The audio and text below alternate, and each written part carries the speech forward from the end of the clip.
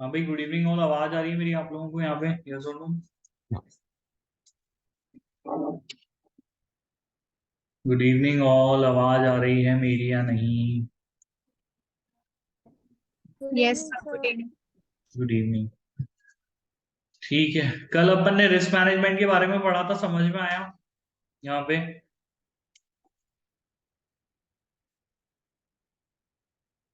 आया नहीं आया जल्दी बताओ। Yes sir. आ गया? अच्छे से समझ में आया था कल? अच्छा, ऑडिटर की क्या रिस्पॉन्सिबिलिटी है रिस्क मैनेजमेंट को लेकर के, ये बताओ। ऑडिटर की क्या रिस्पॉन्सिबिलिटी है? भूल गए क्या? शुरू से स्टार्ट करें कल वापस। रिस्क का मतलब मैंने बताया था क्या होता है। रिस्क का मतलब कि भाई लॉसेस होने की जो चांसेस होती हैं ड्यू टू अनफोर्सीन सर्कमस्टांसेस। तो भविष्य को जो हम नहीं देख सकते हैं, और भविष्य में बहुत कुछ ऐसा हो सकता है कि जिससे मुझे नुकसान हो, स्पेशली इन द बिजनेस। अब आप करोगे क्या? तो उसके लिए हम लोग जो है वो मैनेजमेंट करते हैं, रिस्क मैनेजमेंट करते हैं। ठीक है। रिस्क मैनेजमेंट में बेसिकली क्या होता है? रिस्क मैनेजमेंट में हमको पॉलिसीज एंड प्रोसीजर्स बनाने पड़ते हैं रिस्क को आइडेंटिफाई करने के लिए। ठीक है। रिस्क को आइडेंटिफाई करने के अलावा फिर उसका असेसमेंट, उसका एनालिसिस, और हम कैसे उस रिस्क से जो है उसके लिए प्लान ऑफ एक्शन बनाते हैं कि भाई कैसे उस रिस्क को रिड्यूस किया जाएगा, कैसे क्या करेंगे। आ गया ये समझ में कल? यस और नो? आ गया था ये समझ में? हाँ या ना? Yes sir. ठीक है, तो ये कल हमने पढ़ा यहाँ पे। और फिर पढ़ा भाई कंपनीज को अलग अलग तरीके के रिस्क होते हैं, जैसे कि वो टेक्नोलॉजिकली एब्सोल्यूट हो जाए, उनको डर है कि भाई उनके की स्टाफ के लोग जो है वो छोड़ करके चल जाएं, आईटी सिस्टम का फेलियर हो जाए, गवर्नमेंट पॉलिसी बदल जाए, या नेचुरल डिजास्टर आ जाए। तो ये सब चीजें, ये कुछ सर्टेन हम लोगों ने रिस्क के बारे में पढ़ा था। ये भी आ गया था समझ में? क्लियर है यहाँ पे? यस और नो? आ गया था समझ में? हाँ या ना? अच्छा, रिस्क मैनेजमेंट का काम किसका है? मैनेजमेंट रिस्क का सर। मैनेजमेंट का काम किसका है? मैनेजमेंट का ही है ना। स्पेशली किसका है? हमारा बोर्ड ऑफ डायरेक्टर्स का। किसका काम है हमारा? बोर्ड ऑफ डायरेक्टर्स का। तो इसके अलावा रिस्क मैनेजमेंट क्योंकि काम बोर्ड का है, तो बोर्ड अपने अंडर क्या बना सकता है? रिस्क मैनेजमेंट के लिए कमिटी बना सकता है। क्या कहेंगे इस कमिटी को? क्या कहेंगे इस कमिटी को? Risk committee. Risk committee. ठीक है, एक कमेटी आप बना सकते हो जिसको हम लोग रिस्क कमेटी कहेंगे। ठीक है। रिस्क कमेटी बोर्ड को एडवाइस करेगी कि कितना रिस्क हम लोग, रिस्क एपेटाइट बोर्ड के बारे में हम लोग कितना रिस्क हम लोग अब्सॉर्ब कर सकते हैं, और रिस्क मैनेजमेंट की स्ट्रेटेजी को रिव्यू करेगी, अप्रूव करेगी, और रिस्क एक्सपोजर को लेकर के एडवाइस करेगी। ये हमारी रिस्क कमेटी का काम हो गया। ठीक है, ये हमने कल पढ़ लिया था। इसके अलावा कंपनीज को एक मैकेनिज्म चाहिए जिसके थ्रू वो रिस्क को आइडेंटिफाई कर पाए। और रिस्क के आइडेंटिफिकेशन के बाद हम क्या करेगी कंपनी? आपने रिस्क का आइडेंटिफिकेशन कर लिया, अब क्या करोगे? इन्होंने क्या बोला? रिस्क के आइडेंटिफिकेशन के बाद क्या करना है? रिस्क का कैटेगराइजेशन करना है। क्या करना है हमको? रिस्क का कैटेगराइजेशन करना है। ठीक है यार, रैंकिंग करनी है। ठीक है, ऑन द बेसिस ऑफ कि भाई किस रिस्क का किस रिस्क से सबसे ज्यादा ज्यादा लॉस हमको हो सकता है, और किस रिस्क की होने की लाइक्लीहुड या उसका पोटेंशियल इम्पैक्ट ज्यादा होगा, वो इस कैटेगराइजेशन में ऊपर आएगा, है ना? तो जो भी रिस्क आपका मोर लॉस पोटेंशियल जिसके अंदर है, जिस ऐसा रिस्क जिसका कि लॉस पोटेंशियल ज्यादा है और होने की संभावना है, लाइक्लीहुड, चांसेस ज्यादा है, ऐसे रिस्क का कैटेगराइजेशन कहाँ होगा? वो आपका रैंकिंग में ऊपर आएगा। ठीक है, रैंक फर्स्ट अकॉर्डिंगली। उसको आप रैंक फर्स्ट करोगे, फिर जैसे जैसे रिस्क का पोटेंशियल लॉस कम है और लाइक्लीहुड कम है, वैसे वैसे उसको हम नीचे लेकर के आएंगे। आ गया था समझ में? क्लियर है यहाँ पे? यस और no? What is Yes, risk sir. Map? एक Yes, मैप sir. जिसको आपने बनाया है अलग अलग रिस्क को आइडेंटिफाई करके, जो आपको ये बताएगा कि भाई क्या क्या रिस्क अकॉर्डिंगली है और जिनके होने के चांसेस हो वो सब चीजें ज्यादा है। अच्छा, वंस आइडेंटिफाई, एक बार आइडेंटिफाई हो गया, कंपनी को एप्रोप्रिएट तरीके ढूंढने पड़ते हैं ताकि आप रिस्क को क्या कर सके, मैनेज कर सके। तो आइडेंटिफिकेशन हो गया पहला काम। आइडेंटिफिकेशन के बाद आप उसका कैटेगराइजेशन कर सकते हो। कैटेगराइजेशन के बाद आप जो है उसका रास्ता ढूंढोगे। Manage, find ways to manage risk. आप तरीके रिस्क को मैनेज करने का काम करेंगे। अच्छा, रिस्क मैनेजमेंट में क्या क्या कैसे कैसे मैनेज किया जा सकता है? एक तरीका है हमारे पास रिस्क ट्रांसफर करने का, एक तरीका है हमारे पास avoiding the risk by ceasing. अच्छा, वो काम ही करना बंद कर दो भाई जिससे आपको नुकसान होता हो, ठीक है। आप effective systems and controls implement करके रिस्क को रिड्यूस कर सकते हो, और कई बार आपको रिस्क को एक्सेप्ट भी करना पड़ता है। आगे बात समझ में क्लियर है यहाँ तक? यस और नो बेटा? Yes, sir. Yes, sir. निकल पड़ो। Yes, sir. फिर internal controls and risk management की बात कर लेते हैं। इंटरनल एक तरीका जो रिस्क को कम करने का है वो है कि आप इंटरनल कंट्रोल बनाओ into a company system and procedures, ठीक है। अब डायरेक्टर की जिम्मेदारी क्या है भाई रिस्क को लेकर के? तो ये जो इंटरनल कंट्रोल्स इस्टेब्लिश करने की रिस्पॉन्सिबिलिटी, इस्टेब्लिश भी एंड मॉनिटरिंग, ये दोनों काम कौन करेगा? ये हमारा बोर्ड ऑफ डायरेक्टर या हमारी डायरेक्टर की रिस्पॉन्सिबिलिटी है। आगे समझ में क्लियरली यहाँ पर आ गया ये समझ में? इंटरनल कंट्रोल को स्टैब्लिश करना, उसको मॉनिटर करना और ये देखना कि भाई उनका जो एप्लीकेशन है वो प्रॉपर हो रहा है नहीं हो रहा, ये किसकी रिस्पॉन्सिबिलिटी है? हमारी डायरेक्टर की रिस्पॉन्सिबिलिटी। क्लियर आ गया समझ में? यस और नो? Yes, sir. ठीक है। The risk Yes, considered sir. By management are new. अच्छा, अब अलग अलग तरीके के रिस्क होते हैं। रिस्क आपके कहाँ पे मिलते हैं? कहाँ मिलते हैं रिस्क आपको? या आपको एनवायरनमेंट में मिलते हैं। एक आपका एक्सटर्नल एनवायरनमेंट होता है, एक आपका जो है वो इंटरनल एनवायरनमेंट होता है, ठीक है। दोनों जगह आपके ये रिस्क आपको डिस्कवर होते हैं। ये कल हम लोग पढ़ चुके थे। अच्छा, अब ऑडिटर की रिस्पॉन्सिबिलिटी क्या है? ISA 265 क्या कहता है?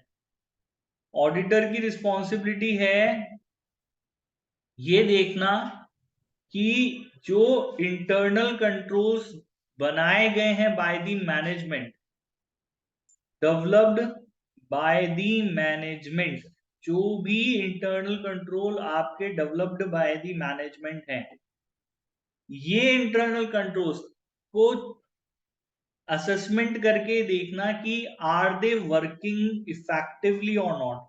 क्या इनकी वर्किंग इफेक्टिव है या नहीं है? ये आपका काम है भाई। आ गया समझ में क्लियर यहाँ पे? यस और नो? Yes, sir. ठीक है। इफेक्टिवली क्या वो मटेरियल मिस स्टेटमेंट को रोकने में सक्षम है या नहीं? अगर वो मटेरियल मिस स्टेटमेंट को रोकने में सक्षम है तो वो इंटरनल कंट्रोल्स इफेक्टिव है, नहीं है तो इफेक्टिव नहीं है। अच्छा, आपको ये आइडेंटिफाई हो गया कि ये इफेक्टिव नहीं है, क्या करोगे? आपको अगर लगा कि भाई internal controls are not effective, भाई दो सिनेरियो हो सकते हैं, या तो आप ये आइडेंटिफाई कर लो इफेक्टिव है, और अगर आप ये कह रहे हो कि दे आर नॉट इफेक्टिव, तो फिर क्या करोगे? क्या करें? जल्दी बताओ क्या करें? आपको ये लग रहा है कि internal controls are not effective, अच्छे नहीं हैं, क्या करें? घर चल जाएं अपने अपने? बोर्ड को बताएं। किसको रिपोर्ट करेंगे? सब बोर्ड को। बोर्ड को, या फिर मैनेजमेंट को आप क्या करोगे? बोर्ड करोगे। अब दो चीजें हो सकती है, आपने रिपोर्ट किया और मैनेजमेंट ने क्या किया, मैनेजमेंट ने इसके ऊपर एक्शन लिया है और मैनेजमेंट ने इसके ऊपर एक्शन नहीं लिया। तो अगर एक्शन लिया तो अच्छी बात है, और अगर एक्शन नहीं लिया तो फिर फर्दर हमारी ड्यूटी क्या है? क्या करें? आप किसको रिपोर्ट करें? किसको रिपोर्ट करें? हम आगे क्या करेंगे? कुछ तो करना ही होगा ना। ऑडिटर अपनी रिपोर्ट किसको सबमिट करता है फाइनली? एड्रेस किसको करता है अपनी ऑडिटर रिपोर्ट? किसको एड्रेस शेयर करता है? होल्डर्स। शेयर होल्डर्स को करता है ना। तो ऑडिट रिपोर्ट की बात आ गई। अब आप अपनी ऑडिट रिपोर्ट में ये रिपोर्ट करोगे कि भाई मैंने जो है वो ये आइडेंटिफाई किया था कि इंटरनल कंट्रोल इफेक्टिव नहीं है, और ये मैंने बोर्ड ऑफ मैनेजमेंट को रिपोर्ट भी कर दिया था, दोस्त चार्ज विद गवर्नेंस, लेकिन उन्होंने कोई एक्शन नहीं लिया। ये फैक्ट मैं अपनी कहां पे मेंशन करूंगा, ऑडिट रिपोर्ट में मेंशन करूंगा। That is basically address to the shareholders. आ गया बेटा समझ में? क्लियर है? यस और नो? Yes, sir. ठीक है। Yes, sir. अब आ जाते हैं हम लोग बात रेम्यूनरेशन की कर लेते हैं। ये आज का टॉपिक हो गया। प्रीवियस टॉपिक समझ में आ गया अच्छे से? हाँ या ना? रिस्क के बारे में? Yes, sir. अरे एक ही बच्चे को समझ में आ रहा है क्या? बाकियों को नहीं आ रहा क्या? गर्वित, जूही, निधि, शुभ, आज कुछ बोल ही नहीं रहे हो। आ गया जूही समझ में? निधि आपको आ गया समझ में? शुभ आपको आ गया समझ में? Yes sir. Yes, sir. Yes, Yes, sir. sir. ठीक है, अब आगे बढ़े इसको। रेम्यूनरेशन। अब रेम्यूनरेशन का मतलब क्या होता है? देखो हिंदी में अगर मैं समझाना चाहूँ ना तो बहुत ही आसान है। आप अगर मेहनत करोगे तो मेहनत के बदले आपको जो पैसा दिया जाता है ना, आप जब मेहनत करते हो ना उसके बदले में आपको जो पैसा दिया जाता है, या आपके काम के बदले में आपको जो पैसा दिया जाता है ना, उसको हम लोग बेटा क्या कहते हैं? यहाँ पे रेम्यूनरेशन कहते हैं। आगे समझ में? क्लियर है? यस और नो? Yes sir. हर Yes, sir. किसी का रेम्यूनरेशन का एक अलग नाम है। ठीक है, अगर इन कैपेसिटी ऑफ एम्प्लॉय में मैं काम करता हूं, क्या करता हूं मैं? इन कैपेसिटी ऑफ एम्प्लॉय में काम कर रहा हूं, मेहनत मैंने करी है but in capacity of employ मैंने काम किया है, तो मेरे रेम्यूनरेशन को क्या कहेंगे? अभी काम करा है तो पैसा लूंगा मैं मेरा, यस और नो, मेरे एम्प्लॉयर से। तो उस रेम्यूनरेशन को कहा जाता है सैलरी। आई बात समझ में? Clear? Yes Yes, sir. sir. ठीक है। और अगर एक प्रोफेशनल Yes, की तरह मैंने काम किया, लाइक जैसे कि एक डॉक्टर की तरह काम किया, एक लॉयर की तरह काम किया, तो मैंने जो मेरा काम किया है, मेरा क्लाइंट जो मुझे पैसा देता है उसको हम क्या कहते हैं? उसको हम फीस कहते हैं। ये भी आ गई बात समझ में? यस और no? Yes sir. Yes, sir. और बिजनेस में अगर आपका बिजनेस है और आप खुद ओनर हो, तो आपको काम करने के बदले या आपने जो अपना पैसा इन्वेस्ट किया है उसके बदले में जो रिटर्न्स मिलते हैं उसको हम क्या कहते हैं? प्रॉफिट्स या फिर डिविडेंड्स कहते हैं। आ गया समझ में बेटा? क्लियर? आ गया समझ में? है ना? डिविडेंड या तो प्रॉफिट्स आप बोलते हो या फिर डिविडेंड बोलते हो। डिविडेंड हो गया जैसे मैंने किसी कंपनी के शेयर खरीदे, तो कई बार आप देखना लोगों को बात करते हुए सुनोगे कि भाई इस साल का डिविडेंड आ गया। What is dividend? वो भी एक तरह का रेम्यूनरेशन ही है, बस वो मेरे कैपिटल के ऊपर आया। मैंने जो पैसा कंपनी को एज अ शेयर्स में उनके पास इन्वेस्ट किया, उसके बदले में उन्होंने मेरे को रिटर्न दिया, वो प्रॉफिट का एक पार्ट है, तो उसको हम क्या कहते हैं? यहाँ पे डिविडेंड्स कहते हैं। आया समझ में क्लियरली? यस और no? yes, sir. Yes, sir. मैंने अभी आपको इसमें कॉर्पोरेट गवर्नेंस कोड क्या कह रहा है वो कुछ नहीं बताया है, मैंने सिर्फ आपको रेम्यूनरेशन वर्ड का मतलब बताया। It is something in return for your efforts. अभी मैं इतनी मेहनत करके पढ़ाऊंगा तो भाई कुछ पैसा मुझे चाहिए होगा, है ना? तभी एफर्ट लगेंगे। अगर फ्री में तो इंसान बहुत ज्यादा मेहनत नहीं कर सकता। देखो सही सही बात है। तो ये चीज जब आपके मेहनत के लिए आप काम कर रहे हो और आपको उस काम के बदले में कुछ पैसा मिल रहा हो, दैट इज रेम्यूनरेशन। अब ये जो प्रिंसिपल, अच्छा कॉर्पोरेट गवर्नेंस कोड बेसिकली बनाया किसके लिए गया है? वो गवर्नेंस वालों के लिए बनाया गया है, जनरली हमारे बोर्ड ऑफ डायरेक्टर्स के लिए। किसके बनाया गया है? वो हमारे बोर्ड ऑफ डायरेक्टर्स को कैसे कंपनी को गवर्न करना है, कैसे उसे संभालना है, कैसे काम करना है, वो सब चीजें। तो यहाँ पर जो सिद्धांत दिए गए हैं रेम्यूनरेशन को लेकर के, वो उन लोगों के लिए दिए गए। आगे भी बात समझ में? क्लियर? यस और नो? Yes sir. ठीक है, तो ये क्या कह रहे हैं? Now look at this point, remuneration should be designed to promote the long term sustainable success of the company. Executive remuneration should be aligned to the company purpose, values and long term. ये सिर्फ principal है, इसका कुछ ज्यादा मतलब नहीं है। Remuneration कैसा होना चाहिए भाई? आप अपनी कंपनी के एग्जीक्यूटिव्स को कितना पैसा देते हो, मतलब उनको जो रिटर्न में जो काम कर रहे हैं उसके बदले में जो आप उसको पैसा दे रहे हो, वो दो चीजों के ऊपर डिपेंड करता है। पहला पॉइंट है कि इस तरीके से आपको डिजाइन करना चाहिए कि long term sustainable success company का हो।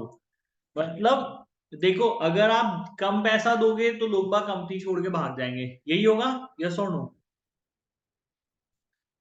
होगा नहीं Yes, होगा, sir. हाँ या ना? जैसे Yes, sir. अभी आप इस चीज को समझिए कि आप अभी एक ना लर्निंग स्टेज पे हैं। जब आप सीख जाओगे, आप अपनी पढ़ाई पूरी कर लोगे, you will try to get employed, और आप नौकरी ढूंढना चालू कर दोगे। तो जैसे आपको नौकरी मिलेगी तो वो जरूरी नहीं है कि आपकी ड्रीम कंपनी में नौकरी मिल जाएगी। अब आपने अगर जॉब किया तो आप चाहते हो कि भाई जॉब मिल जाए, जैसा भी हो, कम हो ज्यादा हो, बट मैंने क्योंकि मेरी पढ़ाई पूरी कर ली है तो मुझे एक जॉब चाहिए। तो आप किसी कंपनी में गए, काम करने लगे, वो आपको पैसा कम कर रहे थे, दे रहे थे, तो आपने वहां पे साल, 1.5 साल, 2 साल एक्सपीरियंस ले लिया। और जब आपके पास सफिशिएंट एक्सपीरियंस हो गया और जैसे ही आपको एक दूसरी कंपनी में अपॉर्चुनिटी मिली जो कि ज्यादा बेटर कंपनी है, जो आपको ज्यादा बेटर सैलरी दे सकती है, you will quickly going to switch your previous company. होगा नहीं होगा ऐसा? आप स्विच कर लोगे, हाँ या ना? Yes, sir. तो अब हम बात कर रहे हैं कि भाई हमें अपने एम्प्लॉयज को रिम्यूनरेशन या हमारे एग्जीक्यूटिव्स को कैसा रिम्यूनरेशन। अगर आपने बहुत कम रिम्यूनरेशन दिया तो होगा क्या कि लोग आपके पास एक सीडी, आपको एक सीडी की तरह यूज करेंगे कि हाँ भाई चलो यहाँ पर मुझे ज्यादा टाइम नहीं टिकना है, मुझे साल 2 साल यहाँ पर काम करना और इनसे तो बस एक्सपीरियंस लेना है, और जब एक्सपीरियंस मुझे मिल जाएगा तो I jump on to the next company.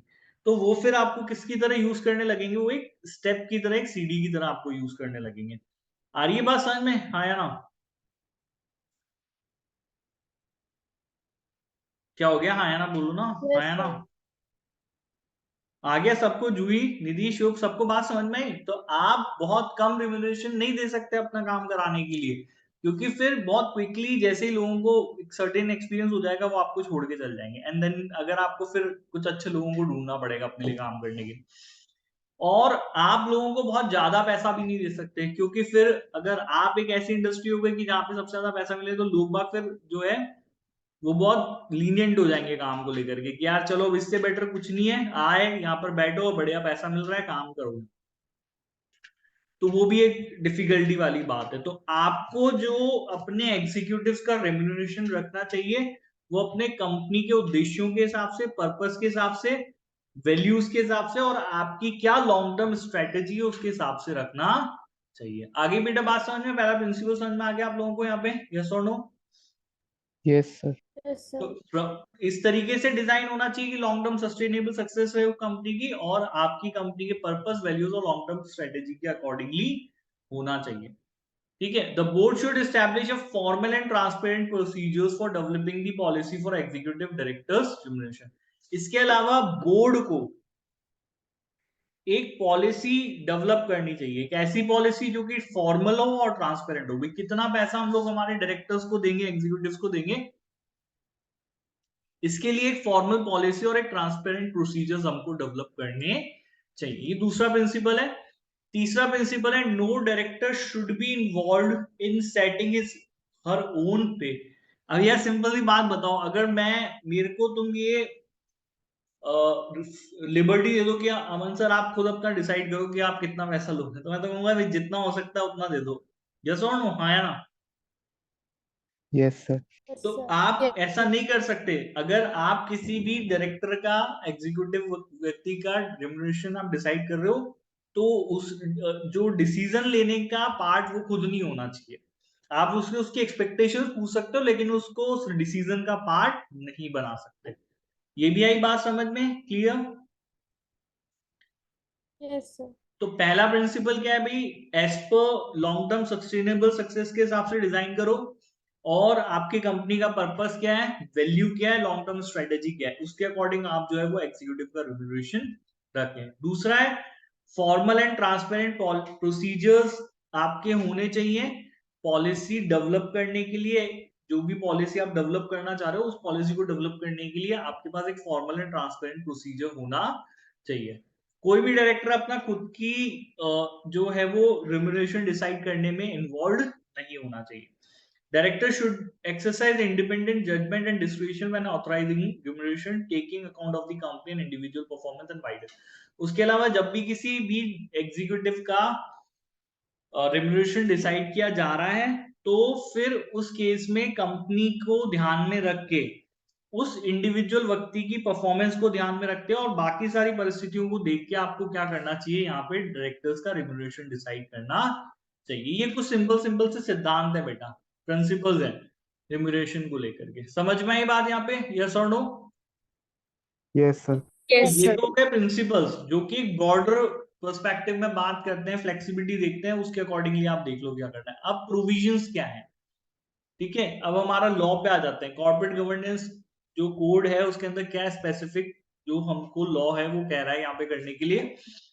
अब एक और कम्युनिटी की बात आ गई बेटा, अब हमारे एग्जीक्यूटिव्स का पैसा कितना होगा, कितनी उनको सैलरी दी जाएगी, इस बात के डिसीजन के लिए भी जो हमारी FTSE 350 कंपनीज है उनमें बेटा एक कमिटी की बात करी है। किसकी बात करी है इन्होंने उसमें? एक कमिटी की बात करी है जिसको हम लोग रेम्यूनरेशन कमिटी बोलेंगे।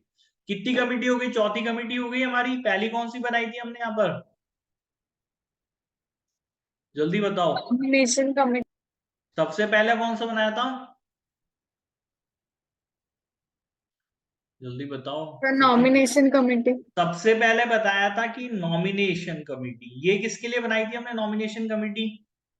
ये बनाई थी एग्जीक्यूटिव्स के अपॉइंटमेंट के लिए, ठीक है। फिर हमने बनाई कौन सी committee? Audit committee. Audit committee बनाई। फिर उसके बाद एक और कमेटी बनाई हमने, और कौन सी कमेटी बनाई इसके Risk बाद? committee. Risk committee. और अब एक और कमेटी की बात करते हैं जिसका नाम है रेम्यूनरेशन कमेटी। हर कमेटी का देखो बेटा अपना अपना काम है, तो पूरा कोड और कुछ नहीं है, सिर्फ कमेटी के ऊपर फोकस्ड है कि भाई बोर्ड को जो है हर काम को लेकर के स्पेसिफिक कमिटीज बनानी चाहिए। तो आपकी एक रेम्यूनरेशन कमेटी एग्जीक्यूटिव्स का रेम्यूनरेशन डिसाइड करने के लिए बनाएंगे। कम से कम 3 सदस्य होने चाहिए जो कि इंडिपेंडेंट नॉन एग्जीक्यूटिव डायरेक्टर्स आपके रहेंगे। आगे समझ में, यस और नो? पहला प्रोविजन, कितने मेंबर्स की सदस्यता की जो है वो कंपल्शन रखता है? 3 सदस्यों की आपका कंपल्शन है, कम से कम 3 इंडिपेंडेंट डायरेक्टर आपके होने चाहिए, नॉन एग्जीक्यूटिव डायरेक्टर होने चाहिए। आई बेटा बात समझ में, क्लियर? पहला प्रोविजन। Yes, sir. उसके बाद कहते हैं कि जो बोर्ड का चेयरमैन है वो रेम्यूनरेशन कमेटी का मेंबर नहीं होगा। The chair of the board can not chair the remuneration committee and can only be a member of the committee if they were independent on appointment. तो आपके board का जो chairman है वो आपकी रेम्यूनरेशन कमेटी का चेयरमैन नहीं होगा। दूसरी बात हो गई, क्लियरली समझ में आ गया यहाँ पे? दूसरा पॉइंट समझ में आया? आपके बोर्ड का चेयरमैन रेम्यूनरेशन कमेटी का चेयरमैन नहीं होगा बेटा। ये आगे बात समझ में आया ना? Yes, sir. Yes, sir. ठीक है, लेकिन सदस्य हो सकता है, वो भी तब अगर वो इंडिपेंडेंट है, वो नॉन एग्जीक्यूटिव है, तो ही वो सदस्य हो सकता है। Remuneration committee should determine the policy. अब इसके काम के बारे में ये लोग बात करते हैं कि रिम्यूनरेशन कमिटी काम क्या करेगी। ऑफ कोर्स सी बात है, नाम ही रिम्यूनरेशन है तो उसी को लेकर के काम करेगी। तो डिटरमाइन करेगी पॉलिसी यहाँ पर एग्जीक्यूटिव डायरेक्टर के रिम्यूनरेशन को डिसाइड करने के लिए। मतलब सीधा रेम्यूनरेशन नहीं डिसाइड कर देगी भाई, रेम्यूनरेशन डिसाइड करने के लिए पॉलिसी बनाएगी। क्या बनाएगी? पॉलिसी बनाएगी। आगे बात समझ में यहाँ पे क्लियर कि भाई क्या होगा डायरेक्टर्स का रेम्यूनरेशन। इसका डिसीजन आप डायरेक्टली नहीं लोगे, बल्कि आप क्या डेवलप करोगे, आप एक पॉलिसी डेवलप करोगे। क्या डेवलप करोगे बेटा आप यहाँ पे? पॉलिसी। आप एक पॉलिसी जो पॉलिसी बेसिकली इसको रेम्यूनरेशन को डिटरमाइन करने में हेल्प करेगी। तो आप एक पॉलिसी बनाएंगे, ठीक है। बेसिकली चेयरमैन है, एग्जीक्यूटिव डायरेक्टर है, सीनियर मैनेजमेंट है, इन सब के रेम्यूनरेशन डिसाइड करने के लिए आपको पॉलिसी डेवलप करनी है। इसके अलावा ये तो हो गए हमारे बड़े बड़े लोग। अब आ गई वर्कफोर्स, एम्प्लॉय, इनके भी रेम्यूनरेशन को रिव्यू करने का काम दे रखा है, ठीक है। ये तो बड़े बड़े लोग हो गए भाई, आप तो चेयरमैन हो गया, बोर्ड हो गया वो पूरा। अब लेकिन वर्कफोर्स का भी रेम्यूनरेशन रिव्यू आपको करना है और इनसे संबंधित पॉलिसीज, ठीक है, वो भी आपको क्या करनी है, रिव्यू। तो एक काम तो हो गया पॉलिसी डेवलप करने का और एक काम हो गया पॉलिसी रिव्यू करने का। आ गया समझ में? क्लियर? यस और no? Yes, sir. Yes, sir. Non-executive director remuneration should be determined by the board. It should reflect time commitment and responsibilities of the role. Should not include share options or other performance related elements. अब non-executive directors का remuneration board, अब बात कर लेते हैं non executive directors की. किसकी बात कर लेते हैं? Non executive. क्योंकि देखो जो ये पॉलिसी बनाई है ना, ये पॉलिसी किसके लिए बनाई है? नॉन एग्जीक्यूटिव डायरेक्टर्स के लिए नहीं बनाई है. ये पॉलिसी बनाई गई है एग्जीक्यूटिव डायरेक्टर्स के लिए. किसके लिए बनाई गई है? Executive Director. क्योंकि वो तो देखो फुल टाइम इन्वॉल्व रहते हैं, तो उनके लिए आप बनाओगे. और जो हमारे नॉन एग्जीक्यूटिव डायरेक्टर है, अभी ऐसा तो नहीं है कोई बच्चा जिसको यही मतलब नहीं पता कि भाई नॉन एग्जीक्यूटिव डायरेक्टर कौन होता है. कौन होता है भाई नॉन एग्जीक्यूटिव डायरेक्टर? इंडिपेंडेंट होता है या फिर फुल टाइम होता है? पार्ट टाइम होता है, फुल टाइम होता है? Part time. Part time. Part time. Independent होता है या नहीं होता है? इंडिपेंडेंट होता है. होता है. इंडिपेंडेंट होता है. तो हम ऐसे डायरेक्टर्स की बात कर रहे हैं. अब जो नॉन एग्जीक्यूटिव डायरेक्टर्स है, जो इंडिपेंडेंट, जो पार्ट टाइम है, हमारा कॉर्पोरेट गवर्नेंस कोड कहता है कि इन लोगों का जो रेम्यूनरेशन है हमारे नॉन एग्जीक्यूटिव डायरेक्टर्स का, ये कौन डिटरमाइन करेगा? ये डिटरमाइन किया जाएगा बाय दी बोर्ड. ये कौन डिटरमाइन करेगा भाई? हमारा Board. Determined by the board of directors. ठीक है. It should reflect time commitment and responsibilities of the role and should not include share options and other performance related elements. अच्छा, ये कह रहे हैं कि भाई जो रेम्यूनरेशन है वो एज पर क्या होना चाहिए भाई? अगर मैं मिस्टर एक्स को चाह रहा हूं कि आप हमारे इंडिपेंडेंट डायरेक्टर्स बने, और मिस्टर एक्स कह रहे हैं कि ठीक है, मैं आपको महीने के 20 घंटे दे सकता हूं. कितना टाइम दे सकता हूं? 20 आवर्स दे सकता हूं. तो इनका remuneration according to the time होना चाहिए. जितना वो टाइम कमिट कर रहे हैं उसके हिसाब से ही आप उनको क्या दीजिए? पैसा दीजिए. अब अगर आपने इनको से फॉर एग्जांपल आपने तो इनको महीने भर का पैसा दे दिया कि ठीक है भाई, रोज के 2 घंटे 60 घंटे के हिसाब से आपको काम करना है, और वो काम एक्चुअली 20 घंटे कर रहे हैं, तो ये रेम्यूनरेशन आप उसको ज्यादा दे रहे हो. ये गलत रेम्यूनरेशन. आगे भी बेटा बात समझ में यहाँ पे? यस और नो? Yes sir. Yes, तो sir. कमिटमेंट जितना उनका समय का है ना, कि मैं 20 घंटे काम करूंगा, ये मेरा कमिटमेंट है, आपको 20 घंटे का समय दूंगा, तो भाई उनके समय के हिसाब से आप उन्हें पैसा दीजिए और उनकी जिम्मेदारियों के हिसाब से. तो 2 फैक्टर्स आपको जो यहाँ पे कंसीडर करने हैं नॉन एग्जीक्यूटिव डायरेक्टर्स के. The first factor is the time commitment, कि भाई वो समय कितना देंगे, और उनकी जिम्मेदारियां क्या है. इसके अलावा नॉन एग्जीक्यूटिव डायरेक्टर्स को दूसरा कोई रेम्यूनरेशन नहीं दिया जाना चाहिए. जैसे कि कई बार अब जो एग्जीक्यूटिव डायरेक्टर्स होते हैं या जो एम्प्लॉयज होते हैं ना फुल टाइम, कंपनी उनको शेयर ऑप्शंस भी देती है और परफॉर्मेंस रिलेटेड एलिमेंट्स भी देती है. देखा होगा आप लोगों ने, पढ़ा होगा कि भाई आप किसी कंपनी में एम्प्लॉय बने तो आपको स्वीट इक्विटी शेयर्स या फिर एम्प्लॉय स्टॉक ऑप्शन प्लान आपको दिया गया, जिसमें आप सस्ते शेयर खरीद सकते हो कंपनी के. सुना है इसके बारे में? आया ना? Yes sir. Yes, सबने sir. सुना है. तो जो ये एम्प्लॉय स्टॉक ऑप्शन या शेयर ऑप्शंस हैं, ये सब चीजें हम नॉन एग्जीक्यूटिव डायरेक्टर्स को ऑफर नहीं करेंगे, क्योंकि फिर उनका करेक्टर इंडिपेंडेंट नहीं, और ना ही परफॉर्मेंस रेटेड. भाई काम बहुत अच्छा किया, कंपनी ये भी करती है भाई, जो उनके एग्जीक्यूटिव लोग होते हैं, जो उनके पास फुल टाइम होते हैं, तो उनको परफॉर्मेंस रिलेटेड बोनसेस भी देती है कि भाई टारगेट पूरा करोगे तो आपको पैसा देंगे. यस और नो? क्या घूमने भेज देंगे, यहाँ भेज देंगे, वहां देंगे. तो इनको परफॉर्मेंस रिलेटेड और शेयर ऑप्शंस जैसे सुविधाएं या रेम्यूनरेशन आपको नहीं देनी चाहिए. आगे बात समझ में यहाँ पे क्लियर बेटा? यस और no? Yes, sir. Yes, sir. Ultimately non executive director का पैसा सिर्फ और सिर्फ उसने जो टाइम दिया है ना, और जो रिस्पॉन्सिबिलिटीज है, भाई उसको काम कितना दे रखा है उसके अकॉर्डिंग हो सकता है. इससे ज्यादा अदर देन इसके अलावा कोई भी दूसरे तरीके का रेम्यूनरेशन हम उसको ऑफर नहीं कर सकते. ये इन्होंने कॉर्पोरेट गवर्नेंस कोड में हमको बताया. इसके अलावा next point, remuneration scheme should promote long term shareholdings by executive directors. Share awards should be released for sale on a phased basis and be subject to total vesting and holding period of 5 years. ठीक है. अब आपकी जो remuneration schemes हैं, ये क्या promote करनी चाहिए? Long term share holdings by the executive directors. अब जैसे कि मैं आपको एग्जांपल दे रहा हूं, आपने अभी बोला कि सर हमने स्वीट इक्विटी शेयर्स के बारे में पढ़ा है या एम्प्लॉय स्टॉक ऑप्शन के बारे में पढ़ा है ना अच्छे से? पढ़ा ही नहीं पढ़ा, जल्दी बताओ, बोलो ना क्या हो गया?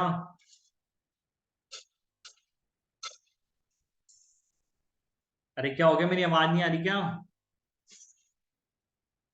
जूही, निधि, शुभ, गर्विता, गर्वित, आवाज आ रही नहीं आ रही मेरी? Yes sir. तो बोलो ना हाँ या ना। ये स्वीट इक्विटी शेयर्स के बाद पढ़ा है ना आप लोगों ने? क्या होता है sweet equity shares? Sir employees को लोअर रेट पर शेयर्स देना। हाँ, एम्प्लॉयज को कम प्राइस पे शेयर देना, ठीक है। तो अगर मैंने मेरे एम्प्लॉय को शेयर दे दिए तो इसके पास ये राइट भी तो दे दिया होगा कि शेयर्स ये बेच सकता है, यस और नो? उसके बाद सेल ऑप्शन भी होगा। मैंने मेरी कंपनी के शेयर्स दे दिए अपने एम्प्लॉय को, भाई ठीक है तो एम्प्लॉय शेयर्स दे दे, लेकिन उसको ये भी तो अधिकार है शेयर्स मिलने के बाद कि वो उनको किसी को बेच सकता है, यस और नो? होता है नहीं होता, हाँ या ना? Yes sir. होता है ऐसा, ठीक है। लेकिन आप इस चीज को समझिए, हम चाहते हैं, बड़ी ध्यान से मेरी बात सुनना, कि एम्प्लॉय से फॉर एग्जांपल इसका नाम है एम्प्लॉय एक्स, ये जो एम्प्लॉय एक्स है ना, ये कंपनी के साथ कम से कम 5 साल जुड़े रहे। कितने साल जुड़े रहे? 5 ईयर। तो जब हम इनको स्वीट इक्विटी शेयर्स ऑफर करेंगे ना, हम एक कंडीशन डाल देंगे कि भाई मिस्टर एक्स, आप इस कंपनी के जो शेयर्स आपको ऑफर किए जा रहे हैं ना, जो आप स्वीट इक्विटी शेयर्स हम आपको ऑफर कर रहे हैं, यू आर बाउंड, आप इन शेयर्स को 5 साल तक नहीं बेच पाओगे। 5 साल का इस पे लॉक लगा देंगे। क्या लगा देंगे? लॉक लगा देंगे। आया समझ में? क्लियर? यस और no? Yes yes sir. Sir. तो 5 साल का लॉक लगा दिया तो अब वो आपके साथ जुड़ गया। एक तो देखो वो मेहनत भी ज्यादा करेगा, वो काम भी ज्यादा करेगा, क्योंकि देखो अल्टीमेटली कंपनी की ग्रोथ से शेयर के प्राइसेस बढ़ते हैं। जो कंपनी पैसा कमाएगी, प्रॉफिट कमाएगी, उसके शेयर के प्राइसेस भी बढ़ेंगे। जो कंपनी परफॉर्म अच्छा करेगी उसके शेयर के, जो नहीं करेगी उसके गिर जाएंगे। यही एक सिंपल सा सिद्धांत है शेयर मार्केट का, हाँ या ना? इसी के Yes, ऊपर sir. हमारा शेयर मार्केट चलता है, भाई कंपनी क्या कर रही है। तो वो एम्प्लॉय अब 5 साल के लिए जुड़ गया। एक तो कंपनी ने उसको शेयर दे दिया, 5 साल के लिए लॉक कर दिए शेयर्स, लॉक इन पीरियड बोल दिया 5 साल का है, 5 साल तक इसको आप किसी दूसरे पर्सन को ट्रांसफर नहीं कर सकते हो। तो अब वो 5 साल जुड़ा रहेगा कंपनी से और काम भी करेगा। तो सोचेगा यार कंपनी जितना अच्छा परफॉर्म करेगी उतने ज्यादा जो कंपनी ने मुझे शेयर्स ऑफर कर रखे हैं उनके प्राइस बढ़ेंगे। आई बेटा बात समझ में आप? यस और नो? Yes sir. तो यस ये सर। कह रहे हैं कि भाई कंपनी को करना, हमारा जो कॉर्पोरेट गवर्नेंस कोड है, वो कॉर्पोरेट गवर्नेंस कोड कह रहा है कि भाई जो रिम्यूनरेशन की स्कीम आप बना रहे हो वो ऐसी होनी चाहिए जो एग्जीक्यूटिव डायरेक्टर्स की लॉन्ग टर्म शेयर होल्डिंग को प्रमोट करे। किसको प्रमोट करे बेटा यहाँ पर? Long term long term share share holding को होल्डिंग। प्रमोट करे। ऐसी नहीं होनी चाहिए कि दे दिया 6 महीने में उसने शेयर बेच दिए, कंपनी भी छोड़ दी, भाग भी गया। वो लॉन्ग टर्म कंपनी से जुड़ा रहे, लॉन्ग टर्म कंपनी का शेयर होल्डर बन के रहे। इस तरह की आपकी रेम्यूनरेशन स्कीम होनी चाहिए, क्योंकि अल्टीमेटली ये जो स्वीट इक्विटी शेयर है या ईसॉप है, ये हमारा रेम्यूनरेशन स्कीम का ही पार्ट है। आ गया बेटा समझ में यहाँ पे? यस और नो? Yes, sir. यस। ठीक है। तो ये जो अगली लाइन में इन्होंने बोला, ये यही बोला है, shares award should be release for sale on a phased basis and be subject to a total vesting and a holding period of 5 years.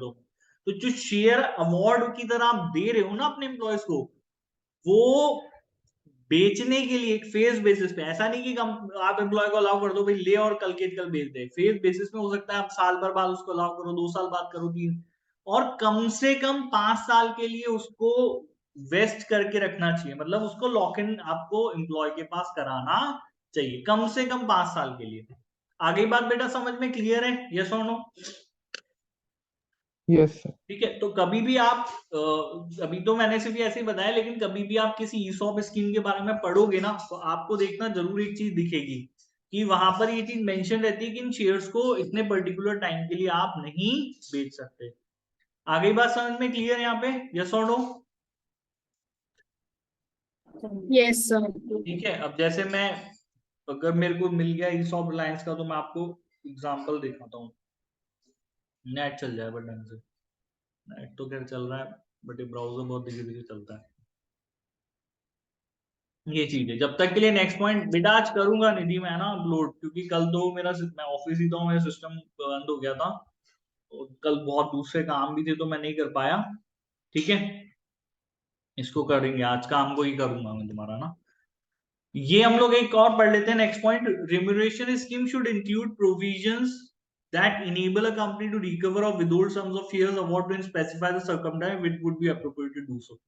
अब इसके अलावा ये क्या कहते हैं कि रिम्यूनरेशन स्कीम में ऐसे प्रोविजंस होने चाहिए जो कि एक कंपनी को रिकवर या विदहोल्ड करने का ऑप्शन दे। ठीक है, टू रिकवर और withhold sums of share awards and specify the circumstances it would be appropriate. कहने का मतलब भाई आज कंपनी ने शेयर दिए, तो उस रिम्यूनरेशन जो स्कीम के अंदर आपने शेयर दिए ना, उसमें आपको प्रोविजन रखना चाहिए कि भाई किन परिस्थितियों में कंपनी आपसे शेयर वापस ले सकती है। भाई ये भी जरूरी है। देखो, आपने शेयर दिए 2 साल के लिए कि भाई आपने कम से कम 2 साल रुकना है, और वो 6 महीने बाद ही बोले कि सर मेरे को तो बेटर नौकरी मिल गई, मैं तो जा रहा हूँ, तो भैया जा, लेकिन शेयर वापस देके जाने पड़ेंगे। ये जरूरी चीज है, वरना वो तो छोड़ के भाग जाएगा, 6 महीने बाद शेयर बेच देगा, कुछ भी करेगा। लेकिन उसको बांध के रखने के लिए ये सब चीजें जरूरी, उसके मन में डर होना चाहिए, अरे यार अभी कंपनी छोड़ूंगा तो कंपनी के दिए हुए शेयर उनको वापस करने पड़ेंगे। आगे बेटा बात समझ में क्लियर, यस और नो?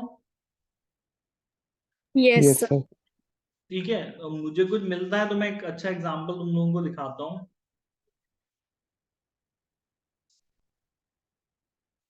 तो यार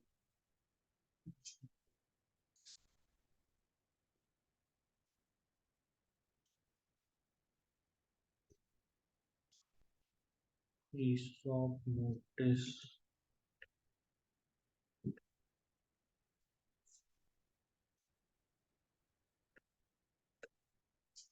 सुना है क्या फ्यूचर रिटेल के बारे में आपने कभी? इस कंपनी के बारे में सोच सुना है फ्यूचर रिटेल के बारे में? No, sir. अरे बिग बाजार नहीं गए क्या कभी? Yes, sir. हाँ वही है।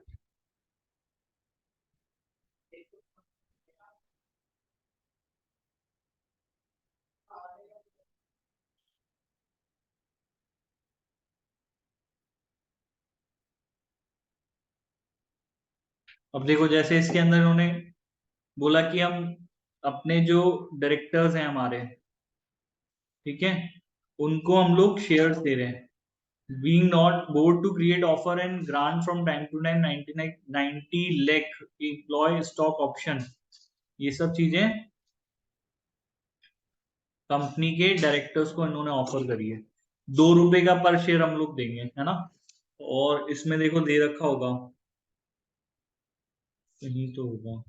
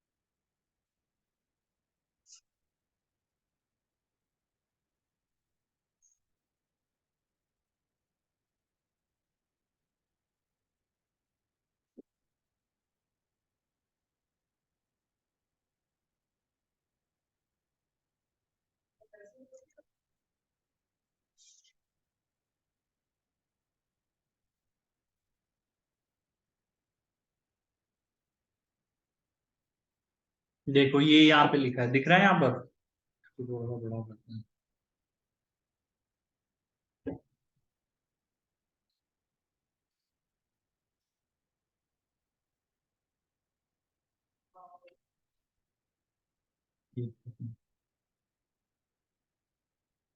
ये दिख रहा है यहाँ पर क्या लिखा हुआ है? The employee may deal in the shares by way of selling, holding, or otherwise in their absolute discretion, subject to applicable laws and regulation, immediately after exercise, or may hold and sell after a definite period of time at his or discretion. The employee would get the benefit of sale on shares depending on the sale price of such shares. अब इन्होंने क्या लिखा है कि भाई जो employ है वो एक डेफिनेट एक समय के बाद जो है अपनी इच्छा पर उन शेयर्स को बेच सकता है। मतलब एक कुछ समय होगा, हालांकि पूरा नोटिफिकेशन पढ़ने का भी टाइम नहीं है, उसमें गिवन होगा, लेकिन एक समय इन लोगों ने दिया है कि भाई इतने समय तक जो है आप वो शेयर्स नहीं बेचोगे। यस और नो? दिखा है यहाँ पे आप लोगों को? हाँ या ना, जल्दी बताओ। Yes, sir. है ना? तो ऐसे आप कभी जैसे बैठे हो तो कभी तो कोई नोटिस वोटिस सर्च करना, मिलेगा तो उसमें आपको पता लगेगा कि हाँ भाई जो है इस तरीके से कंपनीज जो है जो एम्प्लॉयज ऑप्शन और वो सब चीजें निकालती है ना, तो उसमें टाइम लिमिट को लेकर के एक वो डालती है कि भाई इतने समय तक इन शेयर्स को बेचा नहीं जा सकता, ये सब चीजें नहीं दिया। तो वो बेसिकली रेम्यूनरेशन कमेटी है, ये पॉइंट है जो इसके लिए दिया गया है कि भाई ऐसा स्कीम में होना चाहिए। आया बेटा समझ में? क्लियर है ये दोनों पॉइंट आप लोगों को? Yes sir. ठीक है, और इसके आगे जो है हम लोग कल पढ़ेंगे। एक बार ये पढ़ना आप लोग घर पे, अगर कल कोई डिफिकल्टी आप लोगों को लगती है, कोई चीज समझ में नहीं आ रही तो मुझे बता। ठीक है, यस सर। खत्म करें आज की क्लास को? कोई डाउट हो तो पूछ लो। चलो ठीक है, बाय, गुड नाइट।